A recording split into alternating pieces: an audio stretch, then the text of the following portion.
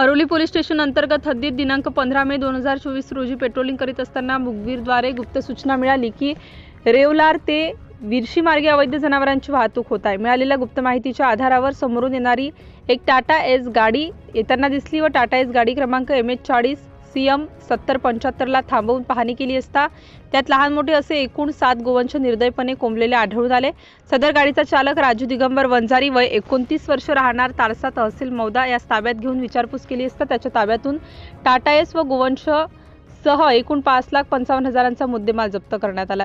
सदरची कार्यवाही नागपूर ग्रामीणचे सिंघम पोलीस अधीक्षक श्री हर्ष पोद्दार, अपर पोलीस अधीक्षक धुमाळ, उपविभागीय अधिकारी रमेश बरकते यांच्या योग्य आदेश मार्गदर्शनाचे पालन करीत अरोलीचे ठाणेदार निशांत फुलेकर, PSI सुशील सोनवणे, पठाण टीकाराम जाधव, राजेंद्र पुडके, दत्ता बगमारे, सिपाई मंगेश निर्बाते, पोलीस अंमलदार विकी कोथरे, पोलीस हवालदार श्याम पोकळे, पोलीस हवालदार संदीप बाजनघाटे यांनी केली। सिटी इंडिया न्यूज करिता नागपूर जिल्हा प्रतिनिधी पूनम लांजेवार।